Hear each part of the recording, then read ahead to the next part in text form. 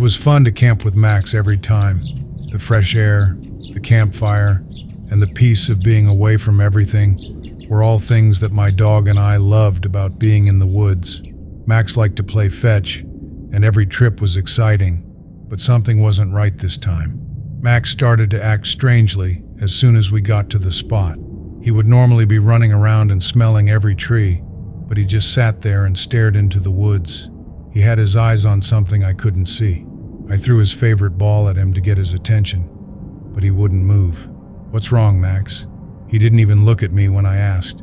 I set up our camp, gathered wood for the fire, and lit it. It was safe for me when the flames were on, but Max's behavior made me feel uncomfortable. He stayed where he was and looked at the trees. It got dark and quiet in the forest as night fell. I chose to go into the tent after dinner to try to get some rest. Max came inside with me, but he looked tense.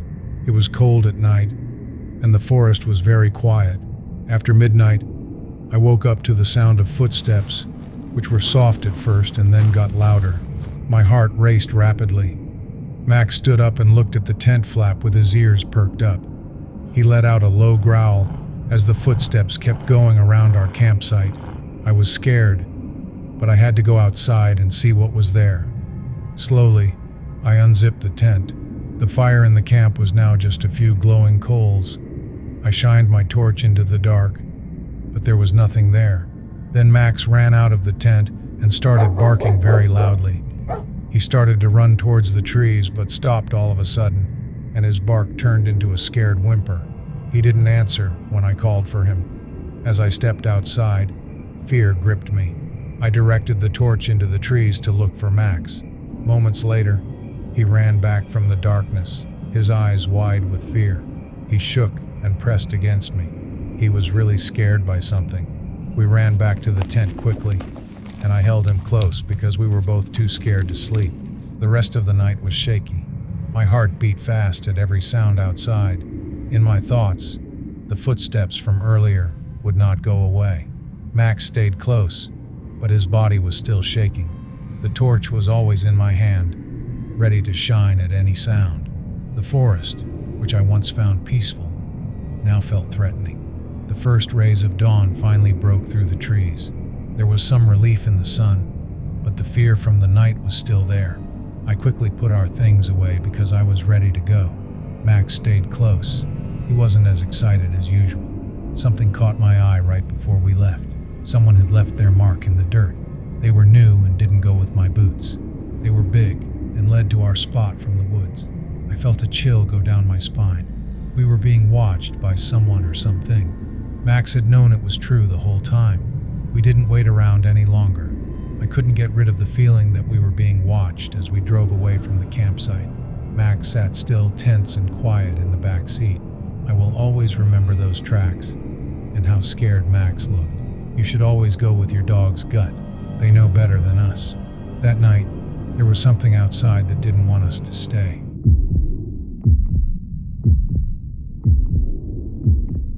I finally got 3 days off after a long, hard week. I always like getting away in nature, so I chose to try something new, camping. The woodland forest looked like the best place. It wasn't too far, only a 30-minute drive, but people said it was scary. There are stories that a woman dressed in white haunts this forest, and that her sad cries can be heard through the trees, but no one knows the whole story. I didn't believe in ghosts, but the thought of a scary forest made my trip a little more exciting. I drove to the forest with my stuff packed. The place was out in the middle of nowhere. The closest town was 6 kilometers away. After leaving my car, I walked for 10 minutes until I found a spot next to a quiet pond. The trees looked creepy and spooky because of the thick fog. After setting up my camp, I spent an hour getting wood. In the cold, damp winter air, it wasn't easy, but I got a fire going just as the sun went down. The warmth of the fire felt comfortable, and I let myself relax. It was quiet, so I put on some soft music and drank a beer. It didn't last, though. I heard a sharp crack. I froze while I listened. Out of nowhere, a branch flew out of the trees and hit me. As I jumped up, my heart was beating fast. "Who's there?" I called out, but the only answer was quiet. That kind of quiet that makes your skin crawl, made the forest seem to hold its breath. I sat down again and told myself it was just the wind. A quiet dinner was had while I thought about what might have thrown that branch. Because it was getting cooler, I climbed into my sleeping bag to feel warmer. It wasn't easy to fall asleep, but I eventually did. A sound woke me up around 2 a.m. At first it was just a faint cry. My heart was beating fast as I lay still. As soon as the crying stopped, there was a strange quiet. Even though I told myself it was just the wind, I knew it wasn't. Suddenly, there was more crying, this time louder and closer. That sound was a woman crying, and it was sad and dark at the same time. The sleeping bag was getting tighter around me, and my hands were shaking. I thought about the stories about the woman in white. The crying wouldn't stop, even though I tried to tune them out. It was right outside my tent now, so close I could hear every sob. I closed my eyes tight and hoped it would go away. It got even scarier when footsteps started to sound. Heavy, intentional footsteps were going around my tent. The sound got louder, and each step made the ground shake. I was too scared to move, so I held my breath. The footsteps stopped for a second, and then began again, this time closer, as if someone or something were right outside. When I heard the stomping get louder, it felt like someone was trying to break into my tent. It made my heart race. With all my strength, I took out my flashlight and opened the tent. I couldn't see anything because the cold night air hit me like a wall. The fog was so thick, it swallowed the beam of light. As I stepped outside into the cold air, I could see my breath and looked around. Even though the crying had stopped, the forest still felt alive and watched. I swung the flashlight around, desperate to see what was out there. Then, out of the corner of my eye, I saw faint but clear, sparkling eyes watching from the dark. Something charged at me from the dark. Before I could do anything, I caught a flash of a shape coming at me quickly and being scary. Fear took over. I ran without stopping to think. The cold air burned my lungs as the fog wrapped around me. The footsteps came after, this time faster and closer. Something was chasing me from behind, but I didn't dare look back. As I ran to my car, the trees around me became fuzzy, and each step was a fight against the fear that was trying to take over me. When I ran into the open, my car was a sign that I was safe. With the keys in my hand, I rushed inside and locked the doors. As I turned on the engine, my hands were shaking. I saw something. Those eyes, in the rearview mirror. They weren't just looking, they were waiting too. Through the fog, they gave off a faint glow. My heart stopped beating. I slammed the car into gear and drove off quickly, leaving the forest behind me. Even though my body was still shaking and my mind was running from what had just happened, I didn't stop until I was far away. I didn't care if I left my tent and all of my stuff. It was time for me to leave. I can't forget that night. The tears, the steps, and that feeling of being there. I don't know why, but one thing is for sure. I'll never camp by myself again.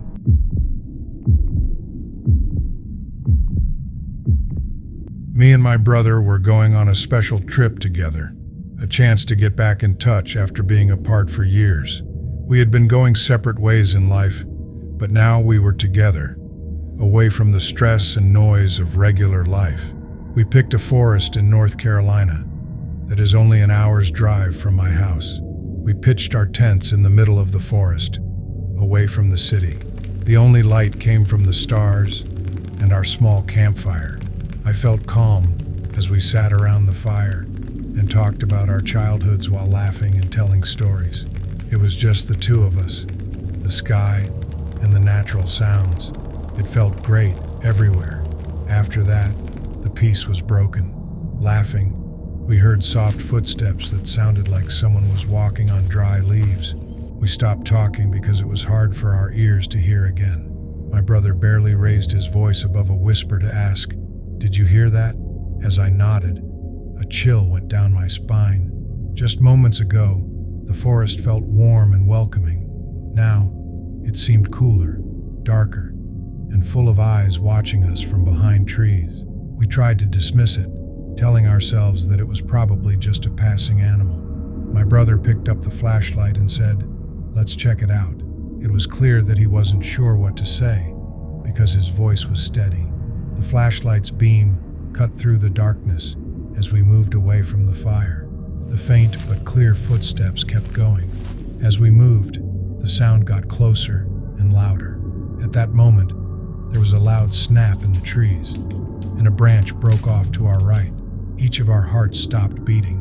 That's where the flashlight shot off, but there was nothing there but trees and shadows. Even though I didn't believe it, I said, "Maybe it's just the wind." I could tell my brother was scared because he tightened his hold on the flashlight. We were careful as we moved, and each step felt heavy. That's when we saw it, a figure still in the trees. There was silence as my brother pointed the flashlight at it. In the dark, it looked like a person standing still. As the light got closer, though, we saw that it was just a tree. In the dim light, the bent branches looked like arms. It made us feel silly to be so scared, so we laughed nervously. However, the comfort did not last long. While we were turning to go back to the campfire, we saw footprints in the ground, and they led deeper into the forest. As we looked at each other, our discomfort grew. We chose to follow them, even though we knew it wasn't a good idea. Following the tracks took us to a small area. It was very quiet in the forest. The only sound was our breathing. It happened again. At the edge of the clearing, there was a person whose shape could just barely be made out in the dark. It didn't move, but its eyes seemed to glow slightly as they caught the flashlight's beam. My heart was beating fast, and I wanted to run with all my might. We stood there still and couldn't take our eyes off of it. After that, the figure was gone, just as quietly as it had come. We didn't hold out for it to come back. We ran back through the bush to our tent as fast as we could. The fire that used to make us feel safe now looked like a thin, weak wall between us and whatever was outside. As we fell asleep in our tents, our thoughts were racing. There was nothing to say, so we didn't. Fear filled the air like a thick fog, and it was easy to feel. We thought things were getting better. Then we heard it again, footsteps going around our tents. They moved slowly and deliberately, as if something out there was playing with us. As we listened, we held our breath as the footsteps got closer and closer. The forest was full of shadows, and we felt like we weren't alone even though we were in the middle of it. They stopped just outside our tents, and there was silence for a long time. After a while, the sound of leaves moving faded away. Our fear kept us from falling asleep for the rest of the night. We were on edge at every sound a tree or leaf made. Each minute felt like it went on for a very long time. As the first rays of dawn broke through the trees and cast a soft glow over the forest, we knew we had to leave. We quickly packed our things without saying a word. Our hands were shaking from being tired and scared. After the previous day's pleasant forest, this one felt like a jail. We should have left sooner rather than later. We slowly made our way back to the car as the sun came up. Each step felt like a race against whatever was out there with us. When we finally got to the safety of the car and drove off, we were so relieved. Outside, what was watching us? There was one thing we knew for sure. We wouldn't be going back to that place anytime soon.